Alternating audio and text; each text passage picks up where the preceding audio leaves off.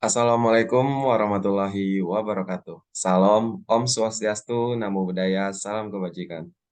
Baiklah, kami dari Paralel 5, kelompok 3, akan mempresentasikan mengenai mata kuliah manajemen strategi. Slide selanjutnya.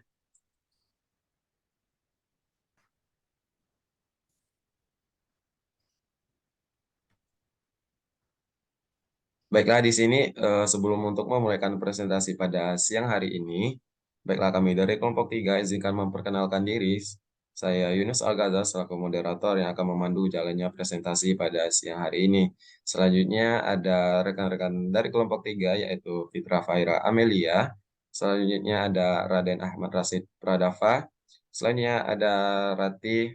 Selanjutnya ada Ramadan Pratama dan Rizky Putra YS. Boleh slide selanjutnya. Oke, untuk materi pertama mengenai strategi pengembangan usaha Civiku suka banget yang akan disampaikan oleh Saudari Fitra. Kepada Saudari Fitra, dipersilakan. Baik, terima kasih moderator untuk kesempatannya. Eh, Dimulai dari visi dan misi dari Civik Kusuka banget. Nah, visi di sini menjadi perusahaan yang terdepan dalam menyediakan produk makanan berkualitas tinggi yang selalu memenuhi kepuasan pelanggan. Lalu adapun misi dari Civik Kusuka banget yang pertama adalah menghasilkan produk makanan yang segar dan lezat, kedua memberikan pelayanan pelanggan yang ramah, ketiga berinovasi secara terus-menerus, dan yang keempat menjaga hubungan yang baik dengan pemasok dan juga mitra untuk memastikan ketersediaan bahan baku yang berkualitas. Next. Selanjutnya, strategi bisnis dari Civiku suka banget. Yang pertama, ada menjaga kualitas produk, mulai seperti bahan baku dan juga bahan penunjang. Yang kedua, ada membuat komunitas dan pembinaan reseller dengan tujuan untuk meningkatkan skill marketing pada Civiku suka banget. Lalu yang ketiga, ada melakukan inovasi secara terus-menerus terhadap produk untuk menarik minat konsumen. Yang keempat, ada melakukan pemasaran produk atau promosi yang menarik melalui platform media sosial. Dan yang terakhir, strategi bisnisnya yaitu melakukan penjualan produk secara media online dilakukan di marketplace yang biasa digunakan banyak orang seperti Shopee, Tokopedia, dan juga Lazada ataupun yang lainnya.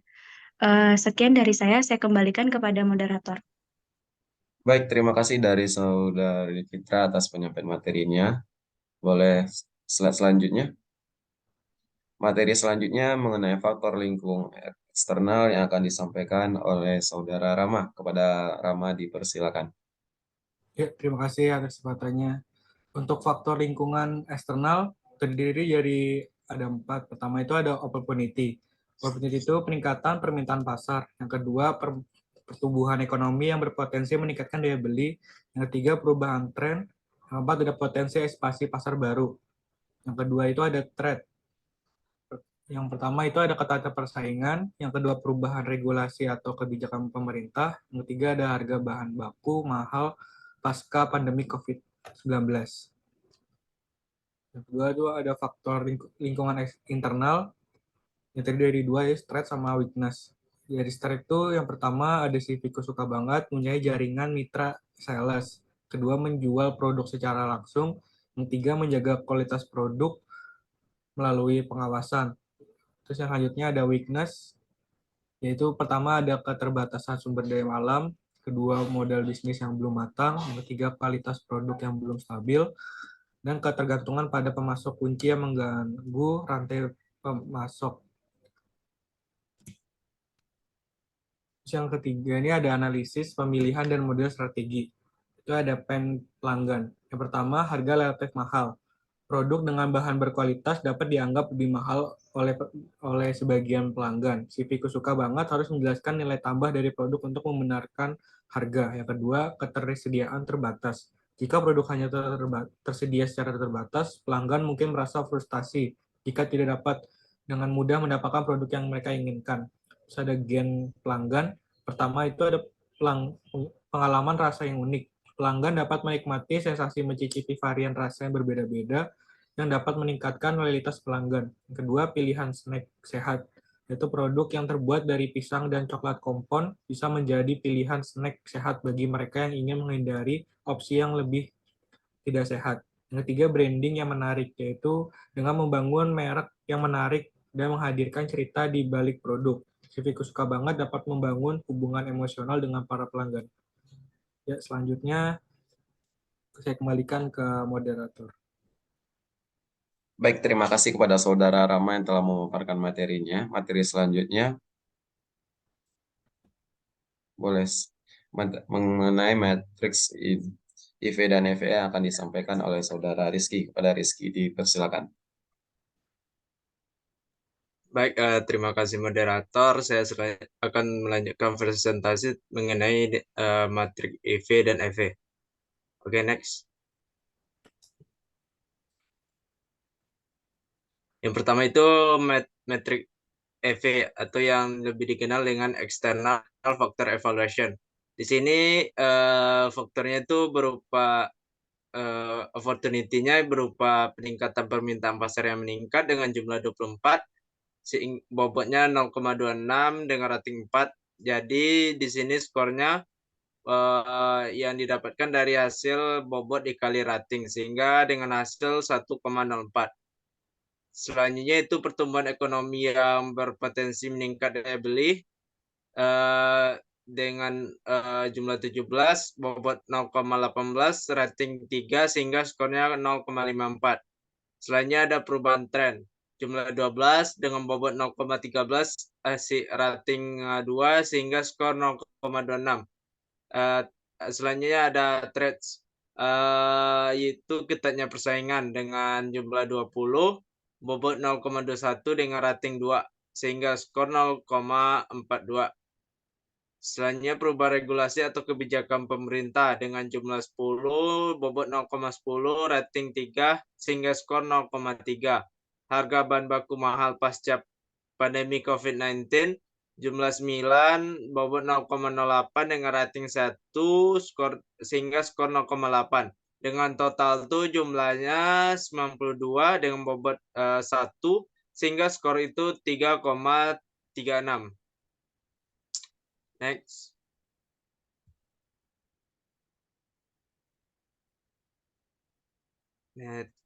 Selanjutnya back. Metrik IV.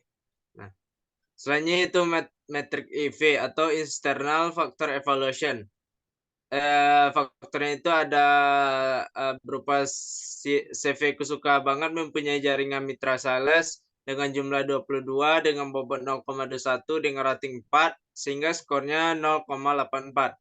Yang kedua, menjual produk secara langsung dengan jumlah 19, bobot 0,18, rating 3 dengan skor 0,54. Efisiensi operasional yang dapat mengurangi biaya produksi dengan jumlah 13, bobot 0,12 dengan rating 4 sehingga skornya 0,48. Pengawasan bahan baku membantu menjaga kualitas dan keamanan produk dengan jumlah 15, bobot 0,14 dengan rating 3 sehingga skor 0,42. Selanjutnya weakness. Keterbatasan sumber daya alam dengan jumlah 12, bobot 0,11 dengan rating 1 sehingga skornya itu 0,11. Mode bisnis yang belum matang dengan jumlah 11, bobot 0,10 dengan rating 2, jadi skornya 0,2. Kualitas produk yang belum stabil jumlah 10, bobot 0,09 dengan rating 2 sehingga skor 1,8. Dengan total tuh jumlah 102 dengan bobot 1 sehingga skor jumlah itu 4,39. Next. Jadi tahapan keputusan KSPM dengan faktor kunci strategi ada produk development dengan bobot 0,20 dengan kekuatan 4, peluang 4 sehingga total skornya itu ada 3,20. Ya, diversifikasi produknya dengan bobot 0,10, kekuatan 3, peluang 4 sehingga total skor itu 1,20. Dengan selanjutnya penetrasi pasar dengan bobot 0,15, kekuatan 3, peluang 4 sehingga total skor itu ada 1,80. Meningkatkan customer care bobot 0,20, kekuatan 4, peluang 4 sehingga total skor itu ada 3,20. Memperbaiki masalah internal SDM dengan bobot 0,15, kekuatan 3, peluang 4 total skor itu ada 1,80. Menggunakan teknologi terbarukan dengan bobot 0,05, kekuatan 3, peluang 4, sehingga total skor ada 0,60. Memperkuat kapabilitas finansial, bobot 0,15, kekuatan 3, peluang 4, sehingga total skor itu 1,80. Dengan total bobot itu 1, sehingga total skor itu ada 13,6. Baik, saya kembalikan kepada moderator. Baik, terima kasih kepada Saudara Rizky atas penyampaiannya. Eh, Baik, di sini dapat disimpulkan bahwa dengan demikian dapat diambil kesimpulan bahwa perusahaan memiliki tantangan yang signifikan baik dari segi internal maupun eksternal.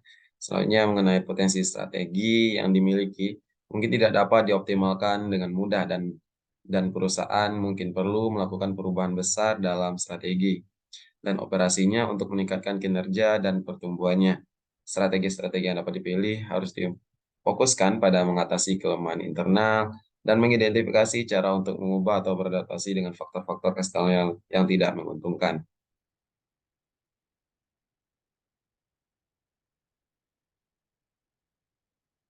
Baik, selanjutnya mengenai implementasi, evaluasi, dan pengendalian strategi akan disampaikan oleh Saudari Ratih. Pada Ratih dipersilakan.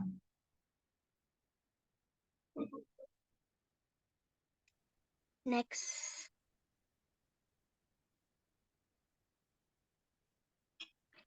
Baik, saya akan menjelaskan tentang implementasi, evaluasi, dan pengendalian strategi. Pada soal 1, pada kondisi perusahaan saat ini, jika mengimplementasikan strategi yang dihasilkan dari perumusan strategi sebelumnya, kendala apa kemungkinan yang besar akan dihadapi CP Kusuka banget? Beberapa tindakan strategi yang bisa diterapkan untuk mencapai tujuan tersebut. Yang pertama, untuk meningkatkan kualitas produk karena dapat memenuhi kebutuhan yang semakin beragam dari pelanggan CP Kusuka banget. Yang kedua, disertifikasi produk karena dapat menarik pelanggan baru dan dapat meningkatkan penjualan CP Kusuka banget. Yang ketiga, pengembangan kapabilitas sumber daya alam untuk mendukung pertumbuhan bisnis CP Kusuka banget. Next. Yang kedua, menurut pendapat tim, perubahan apa yang harus dilakukan CP Kusuka banget agar bisnis yang dijalankan sukses? Yang pertama, banyak cara yang dilakukan CV Kusuka banget. Yang pertama, inovasi. Teruslah berinovasi dalam produk, layanan, atau proses bisnis. Yang kedua, ada value proposition, yaitu tetapkan nilai untuk yang ditawarkan perusahaan kepada pelanggan. Yang ketiga, segmentasi pasar, di mana fokus kepada segmen pasar yang paling relevan dan berpotensi menguntungkan bagi perusahaan. Yang keempat, pemasaran yang efektif, yang digunakan strategi pemasaran yang cocok untuk mencapai target audiens. Yang kelima, kualitas produk dan layanan. Pastikan produknya itu atau layanannya itu memberikan nilai yang konsisten dan memenuhi harapan pelanggan. Next. Soal ketiga yaitu apa yang harus dilakukan CP Kusuka banget agar usahanya dapat berkembang dan berlanjut. Yaitu dengan melakukan perubahan dengan menghadapi strategi yang seperti pertama, menjalin kemitraan atau aliansi strategi dengan perusahaan lain. Yang kedua, terus berinovasi dalam produk, layanan, atau proses bisnis. Yang ketiga, meningkatkan kualitas produk dan layanan. Yang keempat, membangun tim yang kompeten dan berdedikasi. Dan terakhir yaitu loyalitas kepada pelanggan. Fokus pada mempertahankan pelanggan yang sudah ada. Next. Soal keempat yaitu buatlah analisis kelayakan proses jika CP Kusuka banget melakukan pengembangan usaha. Yaitu analisis kelayakan proyek CP Kusuka banget. Yang pertama, produk yang dijual sangatlah inovatif, memiliki rasa yang beragam. Yang kedua, penggunaan bahan baku yang berkualitas. Yang ketiga, pemasaran produk yang dilakukan dengan dua cara, yaitu offline dan online. Cakupan wilayah pemasaran yang lebih luas. Dan terakhir yaitu melakukan jaminan ketersediaan produk melalui jalinan naik dengan Pramitra. Sekian dari saya kembalikan kepada moderator. Baik, terima kasih kepada Saudari Rati yang telah memaparkan materinya. Baik, saya selaku moderator mengucapkan terima kasih kepada teman-teman semua yang telah memaparkan materi pada hari ini. Baik, saya selaku moderator mengakhiri presentasi pada siang hari ini. Apabila ada kata-kata yang salah, mohon dimaafkan. Akhir kata, wassalamualaikum warahmatullahi wabarakatuh.